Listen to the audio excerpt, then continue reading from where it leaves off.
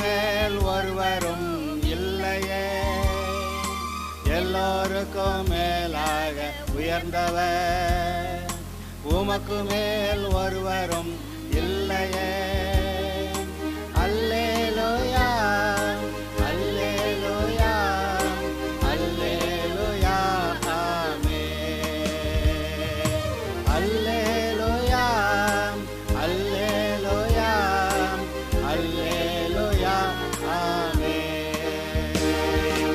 ஒருவரால் சிருஷ்டிக்கப்படாமலே தாமாக என்றென்றும் இருப்பவர்.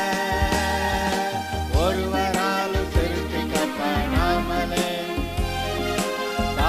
இன்றும் கூட தேவன் நமக்கு எப்போதும் நன்மை செய்கிறவராய் நம்மோடு கூட இருக்கிறார் என்பதை நாம் புரிந்து கொண்டு அவருடைய வழியிலே நடக்க நாம் ஒரு தீர்மானம் எடுக்க வேண்டும் என்பதை நான் உங்களோடு கூட பைபிளிலிருந்து சில வசனங்களை பகிர்ந்து கொள்ள விரும்புகிறேன். நமக்கு தெரியும் தேவன் இருக்கிறார், பிசாசும் இருக்கிறான். இது ரெண்டு நமக்கு முன்னாடி இருக்கிறத நம்ம மறந்துடக்கூடாது. தேவன் மட்டும்னு நினைக்கக்கூடாது, பிசாசு மட்டும்னு நினைக்கக்கூடாது. இரண்டும் இருக்கிறது. இதில் நாம் எதை தெரிந்து கொள்ளுகிறோம், தேர்ந்தெடுத்து கொள்ளுகிறோம், எந்த வழியிலே போகிறோம் என்கிறது தான் நம்முடைய வாழ்க்கையை நம்முடைய வாழ்க்கையை ஏற்படுத்தக்கூடியதாக இருக்கிறது. ஆதலால் இந்த காரியங்களை குறித்து இன்று ஒரு சில வசனங்களை உங்களுக்கு நான் அறிவிக்க விரும்புகிறேன். உபாகமம் 30வது அதிகாரம் முதல் 11வது வசனத்திலிருந்து 20வது வசனம் வரை நான் அதை வாசிக்கிறேன். பிறகு அதனுடைய பொருளை நாம் பார்க்கலாம். நான் இன்று உனக்கு விதிக்கிற கட்டளை உனக்கு மறைபொருளும் அல்ல, அது உனக்கு தூரமானதும் அல்ல. நாங்கள் அதை கேட்டு அதன்படி செய்யும் பொருட்டு எங்கள் நிமித்தம் வானத்துக்கு ஏறி அதை எங்களுக்கு கொண்டு வருகிறவன் யார் என்று நீ சொல்லத்தக்கதாக அது வானத்தில் உள்ளதும் அல்ல. நாங்கள் அதை கேட்டு அதன்படி செய்யும் பொருட்டு எங்கள் நிமித்தம் சமுத்திரத்தை கடந்து அதை கொண்டு வருகிறவன் யார் என்று நீ சொல்லத்தக்கதாக அது சமுத்திரத்திற்கு அப்புறத்தில் உள்ளதும் அல்ல. நீ அந்த வார்த்தையின்படியே செய்யும் பொருட்டு அது உனக்கு மிகவும் சமீபமாய் உன் வாயிலும் உன் இருதயத்திலும் இருக்கிறது. எங்கே வானத்தில் ஏற வேண்டாம், சமுத்திரத்துக்கு அங்கிட்டு போக வேண்டாம். நீ தேடுற காரியம் பக்கத்தில், அது உனக்கு மிகவும் சமீபமாய் எங்கேயா உன் வாயிலும் உன் இருதயத்திலும் இருக்கிறது. கர்த்தர் தன்னை பற்றி சொல்லும்போது தடவியாயிலும் கண்டுபிடிக்கத்தக்கதாக அவர் நம்ம ஒருவருக்கும் தூரமானவர் அல்லவே அப்படின்னு இருக்குது. குருடன் தடவுனா கூட கண்டுபிடிச்சிருவானா கர்த்தர் இருக்கிறத. அப்படி அவர் அவ்வளோ அருகாக நமக்கு இருக்கிறார். இதோ ஜீவனையும் நன்மையும் மரணத்தையும் தீமையும் என்று உனக்கு முன்னே வைத்தேன். நீ பிழைத்து பெருகும்படிக்கும் நீ சுதந்திரிக்க போகிற தேசத்தில் உன் தேவனாய கர்த்தர் உன்னை ஆசீர்வதிக்கும்படிக்கும் நீ உன் தேவனாய கர்த்தரில் அன்பு கூறவும் அவர் வழிகளில் நடக்கவும் அவர் கற்பனைகளையும் கட்டளைகளையும் நியாயங்களையும் கைக்கொள்ளவும் நான் உனக்கு இன்று கற்பிக்கிறேன். நீ பிழைத்து பெருகும்படிக்கு நீ நன்றாக இருந்து குடும்பத்தில் பெருகி நீங்களும் உங்கள் பிள்ளைகளும் பெருகி உங்கள் குடும்பம் பெருகி பொருளாதாரத்தில் பெருகி சமாதான சந்தோஷத்தில் பெருகி சுற்றிலுமாக இருக்கிற ஜனங்களுக்கு முன்பாக நீங்கள் வாழ்ந்து இருக்கும்படிக்கு அவர் என்ன சொல்கிறாரு? பிழைத்து பெருகும்படிக்கு நீ சுதந்திரிக்கிற போகிற தேசத்தில் உன் தேவனாய கர்த்தர் உன்னை ஆசீர்வதிக்கும்படிக்கும். கர்த்தர் இஸ்ரவேல் ஜனங்களை எகிப்திலிருந்து கூட்டி வந்து பாலும் தேனும் ஓடுகிறதும் நலமும் விசாலமான அந்த இஸ்ரவேல் தேசத்துக்கு கூட்டி வந்து விட்டார். அந்த தேசத்தில் நீ பெருகும்படிக்கு கர்த்தர் உன்னை ஆசீர்வதிக்கும்படிக்கு நீ உன் தேவனாய கர்த்தரில் அன்பு கூறவும் அவர் வழிகளில் நடக்கவும் அவர் கற்பனைகளை கைக்கொள்ளவும் கற்பனைகளையும் கட்டளைகளையும் நியாயங்களையும் கைக்கொள்ளவும் நான் இன்று உனக்கு கற்பிக்கிறேன். நீ கேளாதபடிக்கு மனம் பேதித்து இழுப்புண்டு வேற தேவர்களை பணிந்து அவர்களை சேவிப்பாயானால் நீங்கள் சுதந்திரிக்கிறதுக்கு யோர்தானை கடந்து போகிற தேசத்தில் நெடுநாள் வாழாமல் நிச்சயமாய் அழிந்து போவீர்கள் என்பதை இன்று உங்களுக்கு அறிவிக்கிறேன். நான் ஜீவனையும் மரணத்தையும் ஆசீர்வாதத்தையும் சாபத்தையும் உனக்கு முன்னே வைத்தேன் என்று உங்கள் மேல் வானத்தையும் பூமியும் என்று சாட்சி வைக்கிறேன். ஆகையால் நீயும் உன் சந்ததியும் பிழைக்கும்படிக்கு நீ ஜீவனை தெரிந்து கொண்டு கர்த்தர் உன் பிதாக்களாகிய ஆபிரகாமுக்கும் ஈசாக்குக்கும் யாக்கோபுக்கும் கொடுப்பேன் என்று அவர்களுக்கு ஆணையிட்டு கொடுத்த தேசத்தில் குடியிருக்கும்படிக்கு உன் தேவனாய கர்த்தரில் அன்பு கூர்ந்து அவர் சத்தத்துக்கு செவி கொடுத்து அவரை பணிந்து கொள்வாயாக. அவரே உனக்கு ஜீவனும் தீர்க்காயுசுமானவர் என்றான். பாருங்கள், என்ன சொல்ல வர்றாரு? தேவன் மனுஷன்ட்ட நீ நல்லா பிழைச்சிருக்கிறதுக்கு, அந்த ஆசீர்வாதத்தை தேடுறதுக்கு எங்கேயோ வானத்தில் ஏறி போய் கொண்டு வரணுமா, இல்லை சமுத்திரம் தாண்டி போய் கொண்டு வரணுமா அப்படின்னா அதெல்லாம் இல்லை. நீ தேடுகிற காரியம் உன் பக்கத்தில் மிக அருமையாக உன் வாயிலும் உன் இருதயத்தில் இருக்குது. உன் வாயையும் இருதயத்தையும் நீ சரி பண்ணேன்னா நீ நல்லா வாழலாம். எப்படி சரி பண்ணுறது? இருதயத்தில் கர்த்தரிடத்தில் அன்பு கூர்ந்து அவருடைய கட்டளைகளை, அவருடைய கற்பனைகளை கை கொண்டு நடக்கும்போது, அப்போ அவரை இருதயத்தில் வைத்து கொண்டால் அவர் கொடுக்குற வழிநடத்தலின்படி நீங்கள் நடந்து உங்களுடைய வாழ்க்கையிலே ஜீவனையும் ஆசீர்வாதத்தையும் சுதந்திரித்து கொள்ளலாம் என்று சொல்லுகிறார். ஆனால் அப்படி செய்யாமல் போயிட்டீங்கன்னா, நீங்கள் யோர்தானை கடந்து போகிறீங்களே அந்த தேசத்துக்கு, அங்கே போய் நீங்கள் நெடுநாள் இருக்க மாட்டீங்க அப்படின்னு சொல்கிறார். இது இஸ்ரவேலுக்கு சொல்லப்பட்ட காரியம். இஸ்ரவேலுக்கு சொல்லப்பட்டது நமக்கு பொருந்துமா? நாமும் ஆவிக்குரிய இஸ்ரவேலராக இருக்கிறோம்.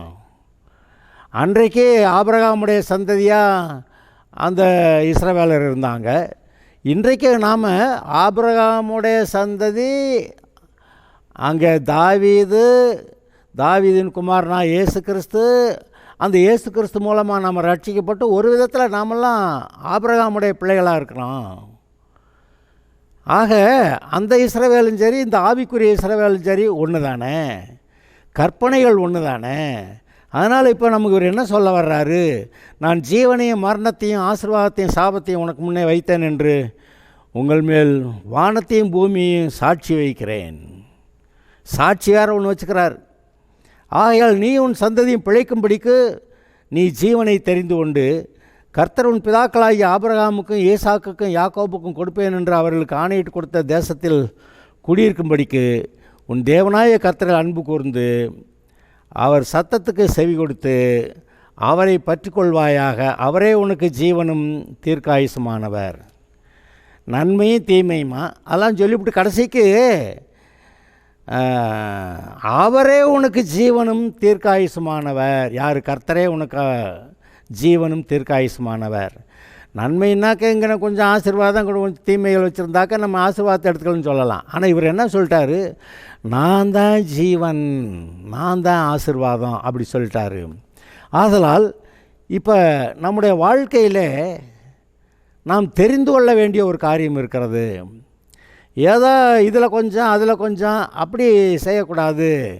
இங்கே இருக்கிறது ஜீவன், இங்கே இருக்கிறது மரணம், இங்கே இருக்கிறது ஆசீர்வாதம், இங்கே இருக்கிறது சாபம், தீமைகள்.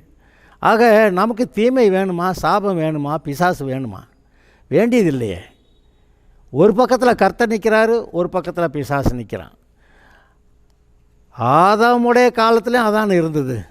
ஆதாமுக்கு என்ன, அங்கே 2 மரங்கள் இருந்தன. ஒன்று ஜீவ விருட்சம், ஒன்று மரணத்துக்கு ஏதுவான விருட்சம். அந்த மரணத்துக்கு ஏதுவான விருட்சத்தை சாப்பிடாதேன்னு சொன்னார். இவன் அதை போய் சாப்பிட்டு கெடுத்தான்.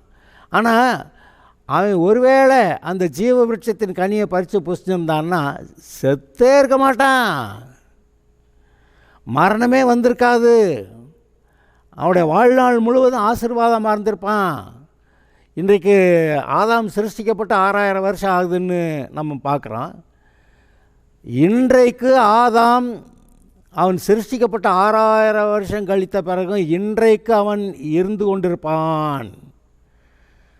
அவனுக்கு வயசாக இருக்குமா? வயசாக இருக்காது.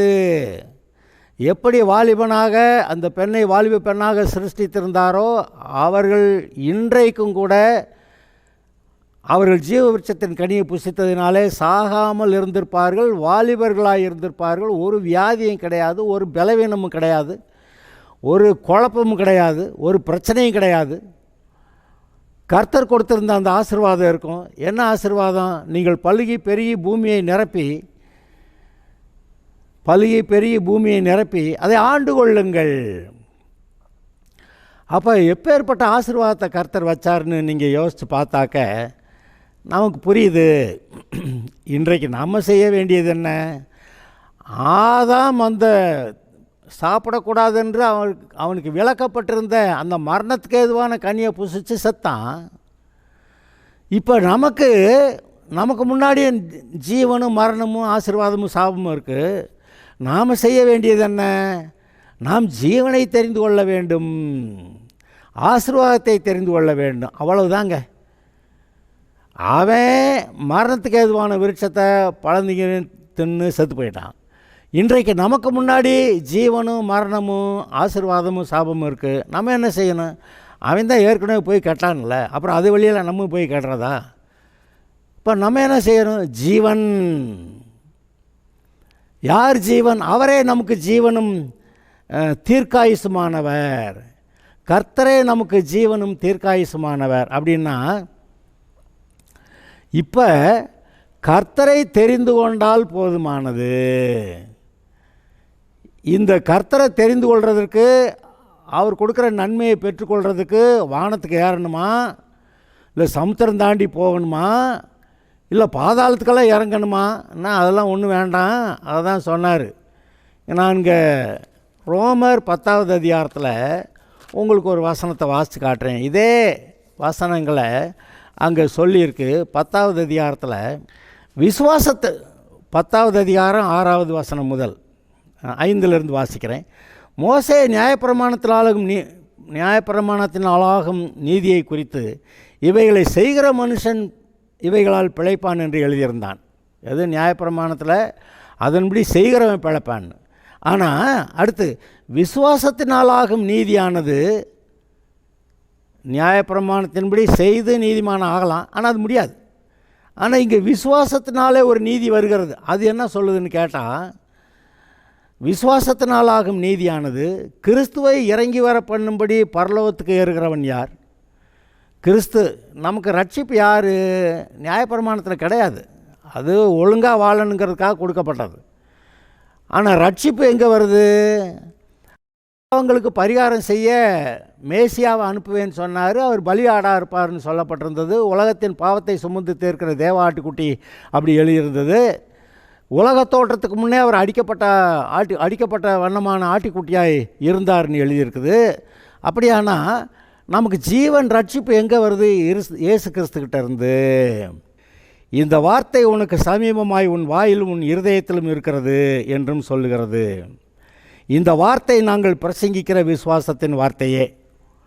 இங்கே பாருங்கள், ஒரு ஆசீர்வாதம் கர்த்தர்ட்ட இருக்குது. இயேசு கிறிஸ்து தான் நம்முடைய பாவங்களுக்கு பரிகாரம் செய்கிறவர். அதான் உலகத் தோற்றத்துக்கு முன்னே அடிக்கப்பட்ட வண்ணமாய் தெரிந்து கொள்ளப்பட்ட ஆட்டுக்குட்டியானவர். அவர் தான் உலகத்தின் பாவத்தை சுமந்து தீர்க்கிற தேவ ஆட்டுக்குட்டி. இவர் பரலோகத்தில் இருக்கிறார். இவரை போய் எப்படிப்பா மனுஷனாக பிறக்க வச்சு பரலோகத்தில் போய் ஏறி போய் அவரை கொண்டு வந்து அப்புறம் செத்து பாதாளத்துக்கு போயிடுவாரே, அப்புறம் அங்கேருந்து பாதாளத்துலேருந்து யார் போய் அவரை கூட்டிகிட்டு வர்றது அப்படின்னு நீங்கள் அவ்வளோலாம் ஒன்றும் சொல்ல வேண்டாம் அப்படின்னு சொல்லிட்டு அவர் என்ன சொல்கிறார்? இந்த வார்த்தை உங்களுக்கு சமீபமாய் உன் வாயிலும் உன் இருதயத்திலும் இருக்கிறது என்றும் சொல்லுகிறது. இந்த வார்த்தை நாங்கள் பிரசங்கிக்கிற விசுவாசத்தின் வார்த்தையே. அதோடு சேர்ந்து பின்னாடி வருது பாருங்கள்.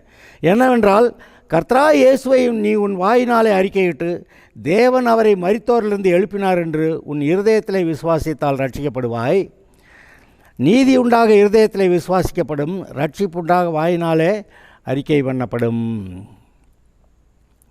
சரி, நீதி உண்டாக இருதயத்திலே விசுவாசிக்கப்படும், ரட்சிப்புண்டாக வாயினாலே அறிக்கை பண்ணப்படும். நமக்கு என்ன வேணும்? நீதிமான ஆகணும், ரட்சிப்பு வரணும். நம்ம நீதிமான ஆக, நமக்கு ரட்சிப்பு உண்டாக என்ன செய்யணுமா? இருதயத்தில் விசுவாசிக்கணுமா? என்னன்னு? இயேசுவே தேவனுடைய குமாரன், அவர் தான் உலகத்தின் பாவத்தை சுமந்து தீர்க்கிற தேவ ஆட்டுக்குட்டி, அவர் தான் மேசியா, அவர் தான் தன் ஜீவனை கொடுத்து எனக்கு ரட்சிப்பை உண்டாக்குகிறவர்னு நான் நம்பணும், ஏற்றுக்கிறனும், அறிக்கை செய்யணும்.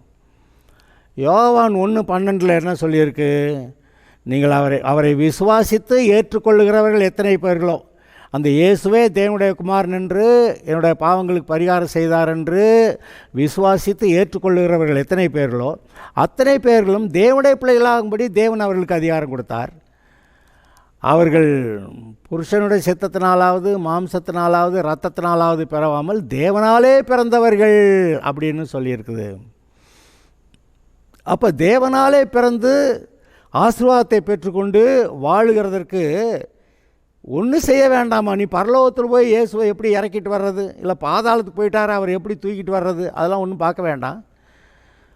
பழைய ஏற்பாட்டில் உபாகம் 30 இப்போ வாசித்தமே, அதில் நீங்கள் இந்த நன்மையை பெற்றுக்கொள்ள பரலோகத்துக்கு ஏறுகிறவன் யார், அல்லது சமுத்திரத்தையெல்லாம் தாண்டி அங்கேருந்து நன்மையை கொண்டு வருகிறவன் யாருன்னு சொல்லாதிருப்பாயாகன்னு சொல்லிட்டு, அது உனக்கு மிகவும் சமீபமாய் உன் வாயிலும் உன் இருதயத்திலும் இருக்கிறது என்று சொல்லியிருந்ததே, அதே போல் வசனத்தை இங்கே நீங்கள் பார்க்குறீங்க.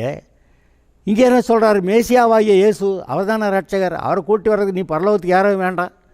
அவர் உனக்காக மரித்து பாதாளத்துக்கு போனாரே, அவரை திரும்ப தூட்டி வர்றதுக்கு நீ ஒன்றும் பாதாளத்துக்கு போக வேண்டாம். இந்த ஆசீர்வாதம் உன் வாயிலே உன் இருதயத்தில் இருக்கிறது. நீதி உண்டாக இருதயத்தில் விசுவாசிக்கப்படும், ரட்சிப்புண்டாக வாயினாலே அறிக்கை பண்ணப்படும் அப்படி சொல்லிட்டார். அப்போ எதை நம்ம பரலோகத்துக்கு ஏறி இறங்கெல்லாம் வேண்டாம். இயேசு இங்கே இருக்கிறார், கர்த்தர் உனக்கு வார்த்தையை கொடுத்துருக்கிறார், நாங்கள் பிரசங்கிக்கிற வார்த்தை அதுதான் அப்படின்னு சொல்கிறார். என்னது? இயேசு கிறிஸ்து தேவனுடைய குமாரன், என்னுடைய பாவங்களுக்காக சிலுவையிலே பரிகாரம் செய்தார், நான் அதை விசுவாசிக்கிறேன், ஏற்றுக்கொள்கிறேன்னு சொல்லிட்டா இருதயத்தில் விசுவாசித்து நீதிமானாகிறீர்கள். அதை வாயால் சொல்லி நீங்கள் ரட்சிக்கப்படுகிறீர்கள். இருதயமும் வாயும் சேர்ந்து செயல்பட வேண்டி அதை பிரிக்கக்கூடாது. அந்த பாவம் செய்கிறவங்க பாவத்தினால இருதயம் நிறைந்திருக்கிறப்ப பாவ பேச்சை பேசிடுறாங்க, அதை நிறுத்தவே மாட்டாங்க. இருதயம் பாவத்தினால் நிறைந்திருக்கும்போது இருதயத்து நிறைவு பாவமாக இருந்தால் பாவ பேச்சை பேசியே விடுவாங்க. ஆனால் நிறைய விசுவாசிகள் இருதயத்தில் இயேசுவை ஏற்றுக்கிட்டு நீதிமான ஆன பிறகு நான் நீதிமான ஆயிட்டேன் அப்படின்னு அறிக்கை பண்ண மாட்டேன்றாங்க. அது ஒரு பெரிய பிரச்சனை. நான் நீதிமான் அது சொல்லுன்னா இல்லை நான் பாவிதேன் அப்படின்றாங்க. எங்கேயோ குழப்பம் வந்துருச்சு பார்த்தீங்களா? இருதயத்தில் விசுவாசித்து வாயினாலே அறிக்கை செய்ய வேண்டும். நீதி உண்டாக இருதயத்தில் விசுவாசிக்கப்படும், ரட்சிப்பு உண்டாக வாயினாலே அறிக்கை பண்ணப்படும். அப்போ நீதி உண்டாக இருதயத்தில் விசுவாசிடுறீங்க, விசுவாசிகள் விசுவாசிக்கிறோம். இயேசுவே தேவனுடைய குமாரன், என்னுடைய பாவங்களுக்கு பரிகாரம் செய்தார், விசுவாசிக்கிறோம். அப்போ இவரை ஏற்றுக்கொண்டேன், ஆதலால் நான் ரட்சிக்கப்பட்டிருக்கிறேன் அப்படின்னு நீங்கள் அறிக்கை பண்ணுவீங்கன்னா, அநேக விசுவாசிகள் நான் பாவி என்று அறிக்கை பண்ணும்போது இருதயத்தில் நினைக்கிறது ஒன்று, பேசுகிறது ஒன்றா மாறிடுது. இங்கே கர்த்தர் சொல்லுகிறார், இருதயத்தில் விசுவாசித்து வாயினாலே அறிக்கை பண்ணினால் ரட்சிக்கப்படுவாயின்னு. ஆக இந்த விஷயத்தை இப்போ நீங்கள் பிழைத்து பெருகும்படிக்கு ஜீவனை தெரிந்து கொண்டு அப்படின்னு கர்த்தர் சொல்கிறார். மரணத்தை தெரிந்து கொண்டு இல்லை, ஜீவனை தெரிந்து கொண்டு. நீங்கள் பிழைத்து பெருகும்படிக்கு ஜீவனை தெரிந்து கொள்ளனா எப்படி தெரிந்து கொள்வது? இயேசு வார்த்தையாயிருக்கிறார், தேவன் வார்த்தையாயிருக்கிறார். ஆதியிலே வார்த்தை இருந்தது, அந்த வார்த்தை தேவனிடத்தில் இருந்தது, அந்த வார்த்தை தேவனாக இருந்தது. அவர் இயேசு ஆதியிலே தேவனோடு இருந்தார், அவருக்குள் ஜீவன் இருந்தது, அந்த ஜீவன் மனுஷருக்கு ஒளியாக இருக்கிறது. சகலமும் அவர் மூலமாக உண்டாயிற்று, உண்டானது ஒன்று அவராலே இல்லாமல் உண்டாகவில்லை. இந்த ஒளியே மனுஷனுடைய இருதயத்தில் வந்து பிரகாசிக்கிறது. ஒளியானது இருளில் பிரகாசிக்கிறது, இருளானது அதை பற்றி கொள்ளவில்லை, அதை மேற்கொள்ளவில்லை. இந்த உலகத்தில் வந்து எந்த மனுஷனையும் பிரகாசிப்பிக்கிற ஒளி அந்த மெய்யான ஒளி. அப்போ இந்த உலகத்தில் இயேசு வந்து நம்முடைய இருதயத்தில் அவர் பிரகாசத்தை கொடுக்குறாரு. இருதயத்தில் விசுவாசித்து அதை பெற்றுக்கொள்ள வேண்டும். அவ்வளவு சிம்பிளாக, அவ்வளவு பக்கத்தில் நமக்கு இருக்குது. பத்தாவதுக்கு நமக்கு சுற்றி இருக்கிற ஆட்கள் அநேகம் பிரசங்கம் வேறு பண்ணுறாங்க. இயேசுவே ஆண்டவர், எவரே ஜீவன், அவரை ஏற்றுக்கொள்ளுங்கள், ரட்சிக்கப்படுவீர்கள், பாவத்தொலையும், தேவனுடைய பிள்ளையாவீங்க, பரலோகம் போவீங்க, இந்த பூமிக்குரிய வாழ்க்கையிலே நல்ல ஆசீர்வாதமாக வாழ்வீங்க அப்படின்னு அநேக பிரசங்கங்கள் இப்போ சர்ச்சில் செய்தியெல்லாம் கேட்குறோம். சுவிசேஷம் அறிவிக்கிற இடத்துல அது சொல்லப்படுகிறது. சிலுவையை பற்றிய உபதேசம், இயேசு சிலுவையில் நமக்காக என்ன செய்தார் என்று அந்த உபதேசம், அது ரட்சிக்கப்படுகிற நமக்கு தேவபலனாக இருக்கிறது அப்படியெல்லாம் சொல்லியிருக்குது. ஆக நாம் ஜீவனை தெரிந்து கொள்ள என்ன செய்ய வேண்டும்னு கேட்டால் இயேசுவை தெரிந்து கொள்ள வேண்டும். இயேசு தான் ஜீவன். இயேசு சொன்னார், நானே வழியும் சத்தியமும் ஜீவனுமாக இருக்கிறேன், என்னாலேன்றி ஒருவனும் பிதாவிடத்தில் வரமாட்டான். இதை எக்ஸ்க்ளூசிவ்னு சொல்லுவாங்க. மற்ற எவ்வளவோ காரியங்கள் தெய்வங்கள் இருக்கலாம், அது மூலமாக அவங்ககிட்ட ஏதோ கேட்குறாங்க, அது கொடுக்குறதெல்லாம் வாங்கிக்கலாம். ஆனால் ரட்சிப்பு அது இயேசுவோட மாத்திரம் உண்டு, இயேசுவோட மாத்திரம் உண்டு. என்னாலே இல்லாமல் ஒருவனும் பிதாவிடத்தில் வரமாட்டான், பரலோகத்துக்கு வரமாட்டான், ரட்சிப்பு கிடையாது அப்படி சொல்லிட்டார். எக்ஸ்க்ளூசிவாக இவர் மட்டும்தான், நான் மட்டும்தான் ரட்சகர் அப்படி சொல்லிட்டார். ஆனால் உலகத்தில் எவ்வளவோ ஆராதனைகள், எங்கேயோ போய் எவ்வளோ நன்மைகளை பெற்றுக்கொள்கிற மக்கள் இருக்கிறார்கள். அங்கே அந்தந்த தெய்வங்கள் கொடுக்குற நன்மைகளை பெற்றுக்கொள்வார்கள், அதில் ஒன்றும் சந்தேகம் கிடையாது. ஆனால் ரட்சிப்பு, ஜீவன், பரலோகம் அது இயேசுவிடத்தில் மாத்திரம் உண்டு. அதனால தான் அவர் சொல்ல முடிஞ்சிச்சு, நானே வழியும் சத்தியமும் ஜீவனும் ஆகியிருக்கிறேன், என்னாலே என்று ஒருவனும் பிதாவிடத்தில் வரமாட்டான் என்று. அதனால் இப்போ கர்த்தர் சொல்கிறாரு, உனக்கு முன்னாடி இப்போ 2 காரியங்கள் இருக்குது. ஒன்று ஜீவன், இன்னொன்று மரணம். ஒன்று கர்த்தர், இன்னொன்று பிசாசு.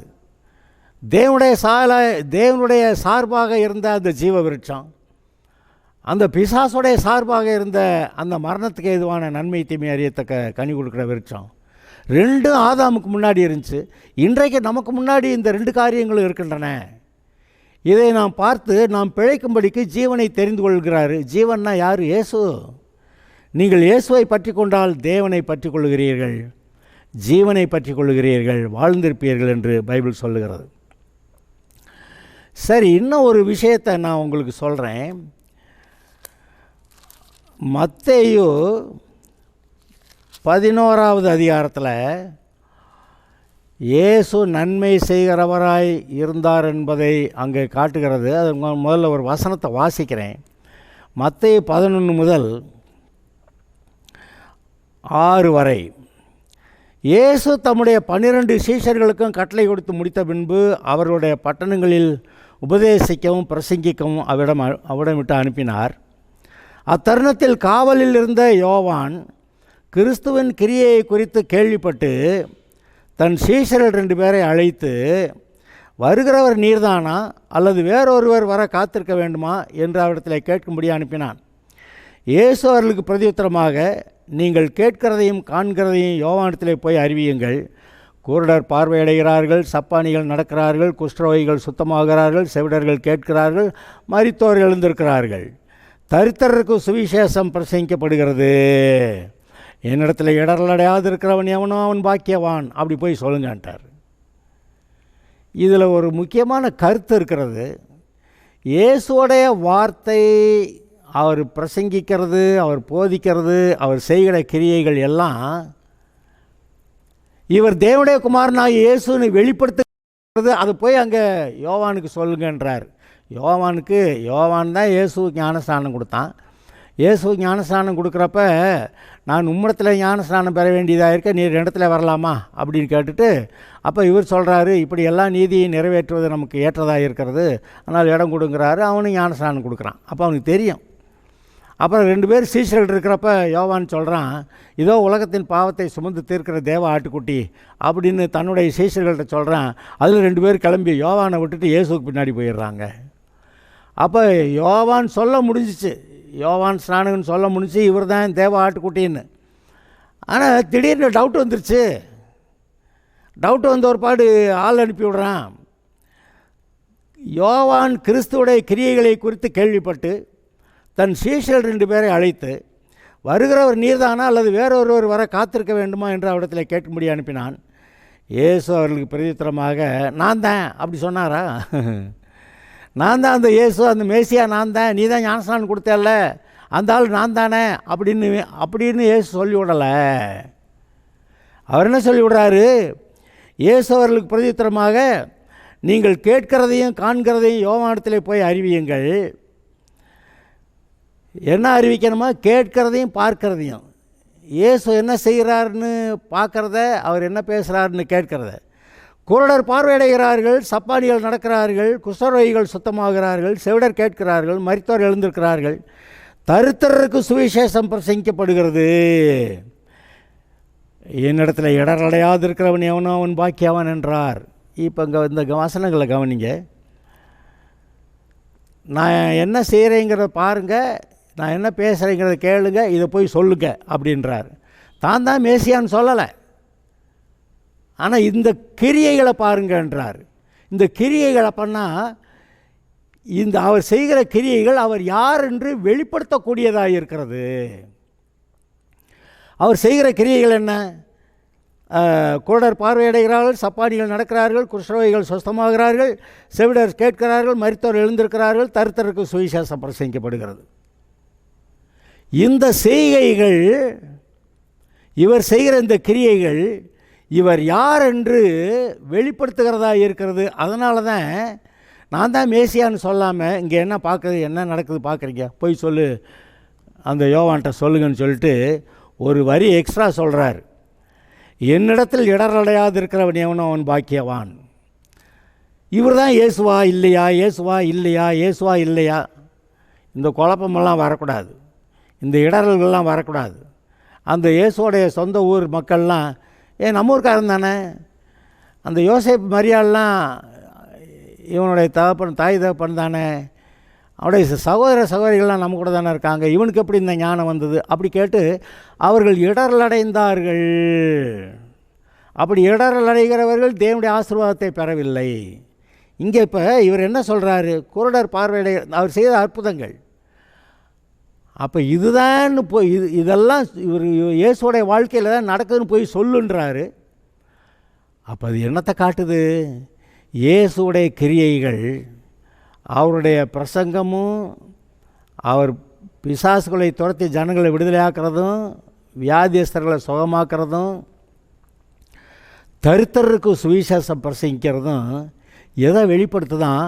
இயேசுவே மேசியா, இயேசுவே ரட்சகர், இயேசுவே தேவனுடைய குமாரன், இயேசுவை மனுஷகுமாரனாக வந்தவர், தேவகுமாரன் மனுஷகுமாரனாய் வந்து மனிதனுடைய பாவங்களுக்காக பரிகாரம் செய்ய வந்தவர்னு இந்த கிரியைகளை கேட்டாவே அவன் தெரிஞ்சுருன்றார். வேறு யாரும் இவ்வளவு செய்ய முடியாது அப்படின்னு சொல்லிட்டு இது போய் அவங்களுக்கு அறிவிங்கள்ங்கிறாரு. அப்போ இன்றைக்கு இயேசுவானவர் நம்முடைய வாழ்க்கையிலே செய்ததை, பைபிளில் அவர் பூமியில் இந்த நாட்களில் செய்த அற்புதங்களெல்லாம் வாசிக்கிறோம், அது நமக்கு பிரயோஜனமாக இருக்கிறது. அவைகளெல்லாம் வாசிக்கும்போது அவைகள் மூலமாய் இயேசு தேவனுடைய குமாரன் என்று, மனிதனுடைய பாவங்களுக்கு பரிகாரம் செய்ய வந்தவர் என்று, உலக இரட்சகர் என்று அது நமக்கு வெளிப்படுத்தக்கூடியதாக இருக்கிறது. அவருடைய பிரசங்கங்களும் சரி, அவருடைய சுகமாக்குதல், பிசாசுகளை துரத்தல், விடுதலையாக்குதெல்லாம் இவரே தேவனுடைய குமாரன், மனுஷகுமாரன், இரட்சகர் என்பதை வெளிப்படுத்தக்கூடியதாக இருக்கிறது அப்படின்னு இயேசு சொல்கிறார். இவர் தான் இரட்சகராக இருக்கிறதுனால இவரிடத்தில் இடரல் அடையாது இருக்கிறவன் பாக்கியவான் அப்படி சொல்கிறாரு. அருமையானவர்களே, இந்த வசனத்தை கேட்டிருக்கோம். முதல்ல என்ன கேட்டோம்? இதோ நன்மையும் தீமையும் உனக்கு முன்னாடி வச்சுருக்கேன். இந்த நன்மையும் தீமையும் எங்கேயும் போய் கண்டுபிடிக்க ஏற வேண்டாம், ரட்சிப்பை கண்டுபிடிக்க பரலோகத்துக்கு மேலே ஏற வேண்டாம், இயேசு பாதாளத்துக்கு தூக்கிட்டு வர நீ பாதாளத்துக்கு போக வேண்டாம். இந்த வார்த்தைகள் எல்லாம் உன் பக்கத்தில், மிகவும் பக்கமாக உன் வாயிலும் உன் இருதயத்தில் இருக்குன்னுது. அது என்ன சொல்கிறாரு? நீ பிழைத்திருக்கும்படிக்கு ஜீவனை தெரிந்து கொள் சொல்லிவிட்டு நானே அந்த ஜீவன் அப்படின்னு சொல்லிட்டார். அப்போ கர்த்தரே ஜீவனும் தீர்க்காயுஷ்மானவராக இருக்கிறாருன்னா நீங்கள் கர்த்தரை தெரிந்து கொண்டால் நல்லா வாழ்ந்திருப்பீங்கன்றாரு. தெரிந்து கொள்ளுதல் ரெண்டு இருக்குது, நன்மை இருக்குது, தீமை இருக்குது. கர்த்தர் இருக்கிறார், பிசாசு இருக்கிறான். ஆனால் நீங்கள் தெரிந்து கொள்ளுகிறது, நீங்கள் நன்மையை தெரிந்து கொண்டு ஜீவனை தெரிந்து கொண்டு பிழைத்தருங்கள்னு சொல்கிறாரு. அந்த காரியங்கள் உங்களுடைய இருதயத்தில் விசுவாச நீதிமானாகலாம், வாயினால் அறிக்கையிட்ட ரட்சிப்பை பெறலான்னு சொல்கிறாரு. இப்போ இயேசுடைய கிரியைகளெல்லாம் நீங்கள் பார்த்தீங்கன்னா அவர் தேவனுடைய குமாரன் ரட்சகருங்கிறத அது வெளிப்படுத்துதுங்கிறாரு. நீங்கள் பைபிள் வாசிக்கும்போது ஒவ்வொரு அற்புதத்தையும் பார்க்கும்போது இயேசு தேவனுடைய குமாரன் ரட்சகருங்கிறத அது வெளிப்படுத்துறதை நீங்கள் பார்க்குறீங்களா? பார்க்கணும். பாருங்கள், கர்த்தர் உங்களை ஆசீர்வதிப்பார்.